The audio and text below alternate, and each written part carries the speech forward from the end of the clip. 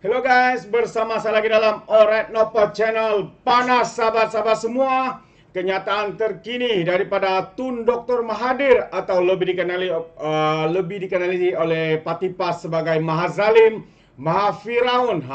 Satu kenyataan yang amat mengejutkan ya apabila PAS menang di PRK Kemaman. Mahathir mendakwa bahwa UMNO akan berkubur pada PRU yang akan datang, PRU yang ke-16 ini.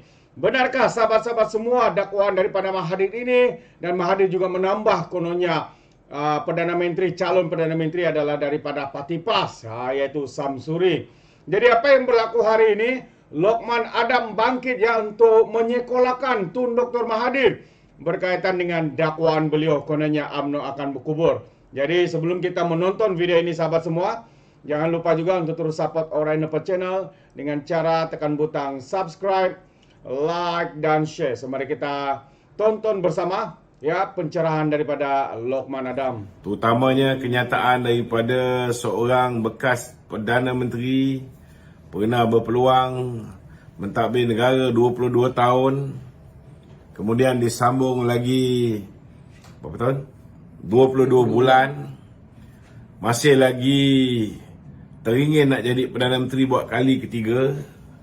Malangnya telah diberikan pukulan lipat maut oleh rakyat Malaysia, terutamanya rakyat di Langkawi yang telah menghilangkan depositnya terus pada pilihan raya umum yang ke-15. Jadi malam ni saudara, saya nak mengulas kenyataan yang dikeluarkan oleh Tun Dr. Mahathir yang mengatakan bahawa UMNO akan berkubur pada pilihan raya umum 16. Yang ke-16. Hakikat dan realitinya tuan-tuan, yang telah pun terkubur pada pilihan raya ke-15 ialah parti beliau. Parti beliau bertanding di 140 kursi dan semua kursi tanpa gagal. Mereka hilang deposit pilihan raya. Bukan setakat kalah pilihan raya tuan-tuan. Mereka gagal dan hilang deposit pilihan raya. Dan hari ini dia boleh kata UMNO akan terkubur pilihan raya umum yang ke-16.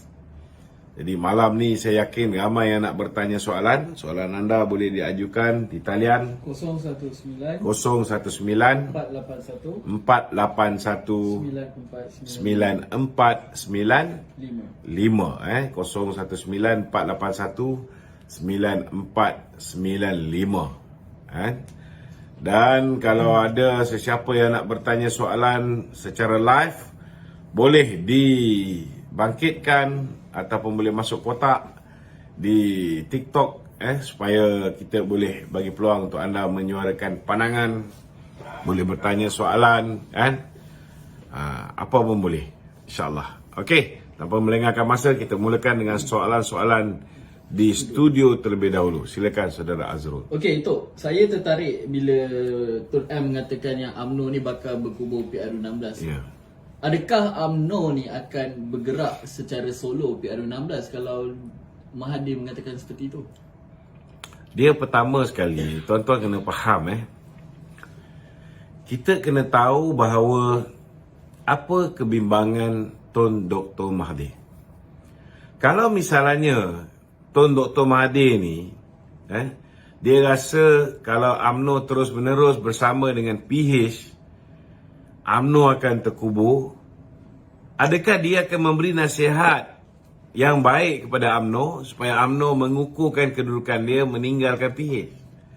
Sudah pasti tidak, tuan-tuan. Mahathir hari ini mau melihat UMNO mati. Mahathir hari ini mau tanam UMNO. Dan inilah usaha yang dia lakukan semenjak anak dia, si Boboy, tidak berpeluang untuk menjadi naib presiden UMNO. Ini jugalah yang dia lakukan semenjak kroni-kroni dia, terutamanya 4 syarikat independent power producer yang gagal untuk mendapat projek-projek pembekalan elektrik. Inilah sebenarnya Tun Dr. Mahathir. Tun Dr. Mahathir, tuan-tuan, dia tahu bahawa kalau misalnya UMNO meneruskan hubungan dengan Pakatan Harapan, UMNO hari ini adalah sebuah parti terbesar dan juga parti orang Melayu terbesar dari segi jumlah keahliannya. Pakatan Harapan pula adalah merupakan parti yang berjaya menarik sokongan lebih 97% pengundi bukan Melayu. Ramuan ini adalah ramuan malapetaka kepada Mahathir, Muhyiddin dan sekutu-sekutu dan kutu-kutu yang sewaktu dengannya, tuan-tuan. Itu sebab dia bimbang kita teruskan hubungan dengan kawan-kawan Pakatan Harapan. Orang-orang Melayu khususnya, memang ada di antara mereka ni yang risau tentang hubungan UMNO dengan DAP khususnya. Kenapa mereka ni takut dengan DAP ni, tuan-tuan? Kerana mereka teringat apa yang berlaku ketika DAP bersama dengan Mahathir dalam kerajaan. Saya nak beritahu dengan tuan-tuan, ketika DAP bersama dengan Mahathir, memang ada kalanya mereka terlanjur kata, mereka terlanjur perbuatan, menguris hati orang Melayu, menguris hati umat Islam. Dan akibat dia apa berlaku? 22 bulan mereka memerintah, mereka kehilangan kerajaan dan akhirnya Setiausaha Agung DAP menjadi kluster mahkamah. Tuan-tuan, mereka juga belajar melalui kesilapan mereka. Takkan mereka nak mengulangi kesilapan. Hari ni dah ada peluang menjadi pemerintah, mereka nak buat lagi perkara-perkara yang melukakan hati orang Melayu, melukakan hati orang Islam dan akhirnya menyebabkan mereka menjadi pembangkang dan kemudian menjadi kluster mahkamah. Sudah pasti saya yakin pemimpin-pemimpin DAP takkan berbuat demikian. Tambahan pula, DAP hari ini diterajui oleh YB Anthony Loke, kepimpinan baru yang jauh lebih pragmatik, yang jauh lebih bertolak ansur berbanding dengan kepimpinan yang lama. Jadi, kalau misalnya orang Melayu takut dengan DAP yang pernah bersama dengan PAS, dengan DAP yang pernah bersama dengan Mahathir, hari ini Mahathir takut dengan DAP yang hari ini bersama dengan UMNO. Kerana DAP semenjak bersama dengan UMNO, alhamdulillah, mereka adalah DAP yang berbeza berbanding dengan DAP ketika DAP bersama dengan PAS dan DAP bersama dengan Bersatu. Dan hari ini orang Melayu tak pernah bising pun pasal DAP yang sekarang. Yang ini yang Mahathir takut.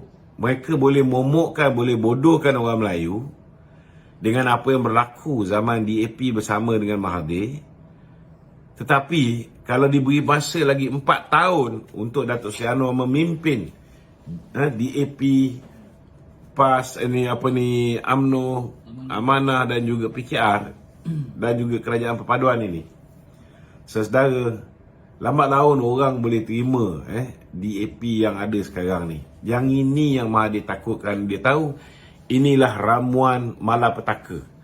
Kerana kalau kita boleh yakinkan orang Melayu dan orang bukan Melayu ni dah solid dengan kita, insya-Allah tuan-tuan, insya-Allah saudara, kita akan menang besar dalam pilihan raya umum yang ke-16. Mahathir sebenarnya tahu, tuan-tuan, kerana dialah yang menjadi bapa perpecahan orang Melayu. Dia dah racik-racik orang Melayu hari ini sehingga kan menyebabkan UMNO tak boleh menang sekiranya UMNO bersendirian. UMNO hanya boleh menang dan hanya boleh stabil sekiranya UMNO bekerjasama dengan parti yang mendapat sokongan bukan Melayu sama. Ini realiti dia. Bukti dia apa? Bukti dia, tuan-tuan, tengok selepas pilihan raya umum yang ke-15. Walaupun PAS dan Bersatu menang 74 kursi, walaupun dia curi 10 daripada BN untuk menyokong dia, walaupun dia menipu GPS, walaupun dia menipu GRS untuk bersama dengan dia, mereka hanya ada 115 kursi untuk membentuk kerajaan, tuan-tuan. Nasib baik ada Akta Anti Lompat Parti. Kalau tak ada, apa jadi, tuan-tuan? Negara ni akan dikuasai oleh kerajaan 115 orang. Dulu 114 orang pun Muhyiddin terpaksa letak jawatan. Ismail Sabri 114 orang pun kerajaan tidak stabil. Bagaimana 115 orang tambah 1 orang, kerajaan yang stabil boleh diwujudkan, pelabur boleh yakin dengan kerajaan kita. Maka hancur leburlah orang Melayu, tuan-tuan. Kalaulah sekali lagi usaha nak membentuk kerajaan di kalangan orang Melayu saja, tanpa melibatkan bukan Melayu dalam negara ni, kerajaan tidak akan menjadi kerajaan yang stabil. Itu sebab saya nak menemplak kedangkalan manusia bernama Hisham Jalil yang sepatutnya kelahiran Oxford ni, Harvard ni, patut lulusan Harvard ni melahirkan pemikir-pemikir, orang yang mempunyai tahap pemikiran yang boleh dibanggakan. Apatah lagi dia mengatakan dia cukup pakar dalam soal bab ekonomi. Di mana datang logiknya dia nak suruh PAS memujuk orang-orang UMNO untuk menyokong Dr. Samsuri sebagai Perdana Menteri yang baru. Di mana datang logiknya? Kalau sebuah kerajaan tu diwujudkan dengan hanya 115 undi, 115 kursi daripada 222. Kerajaan tidak stabil dan akhirnya rakyat Malaysia yang akan menjadi mangsa.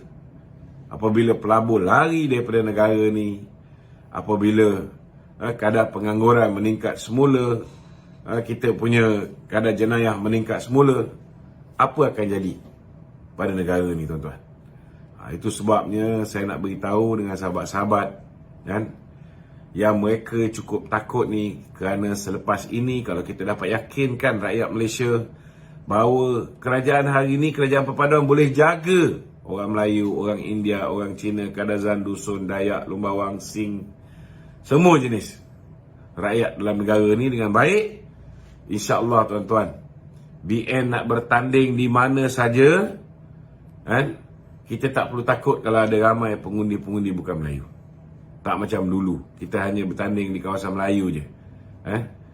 Kawasan bukan Melayu, kita tahu kita bertanding, kita tak boleh menang. Selepas ini PH pun sama. Kalau dulu mereka hanya boleh menang di kawasan bukan Melayu saja, ataupun kawasan Melayu urban, Melayu bandar.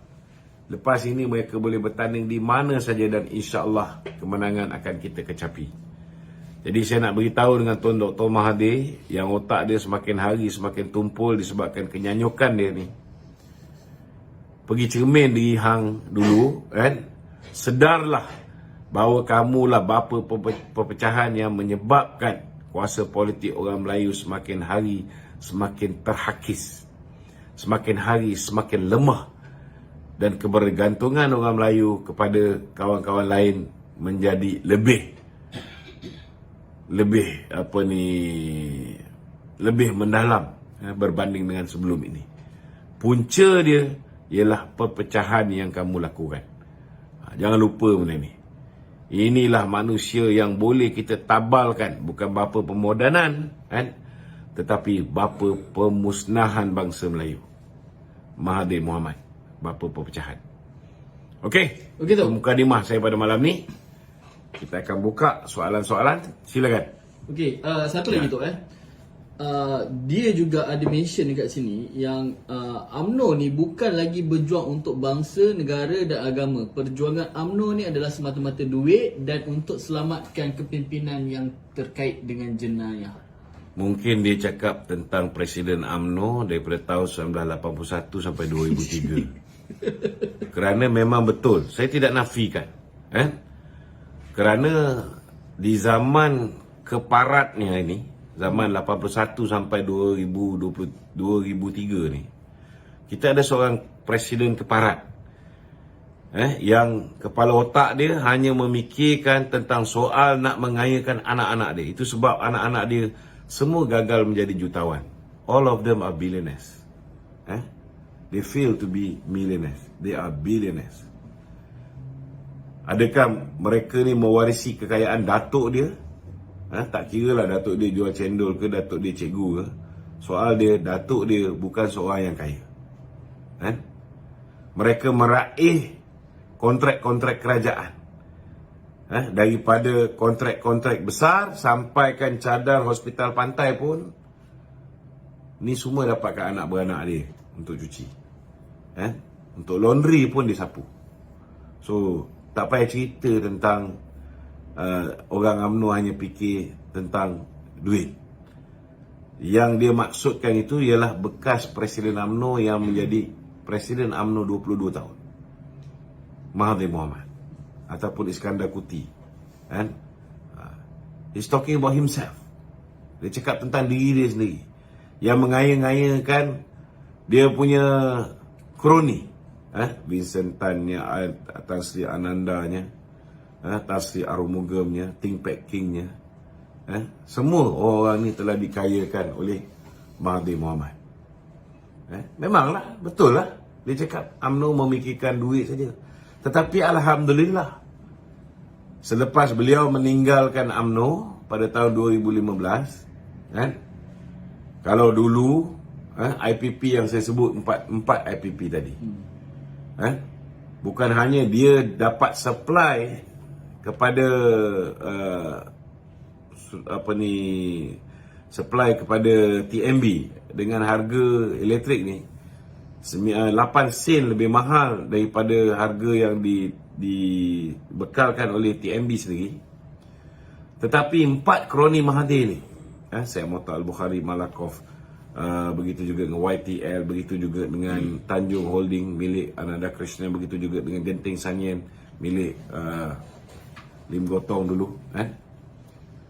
4 kroni Mahathir ni sudahlah dia supply dengan harga yang 8 sen lebih tinggi daripada apa yang disupply oleh TNB. Mereka menikmati subsidi gas sepanjang tempoh 21 tahun itu sebanyak 155 bilion. Cuba bayangkan 4 syarikat ni menikmati subsidi gas 155 bilion. Sedangkan zaman Datuk Seri Najib 2014 tu 32 juta rakyat Malaysia ni menikmati subsidi RON95, diesel dan LPG. 3 barang ni nilai dia hanya 22.34 bilion. Itu pun Datuk Seri Najib tarik balik. Kerana 70% pergi kepada the M40 dan the top 20. Itu sebabnya Mahathir marah. Kerana UMNO, khususnya Presiden UMNO zaman Mahathir memerintah, mengayakan anak dan kroni.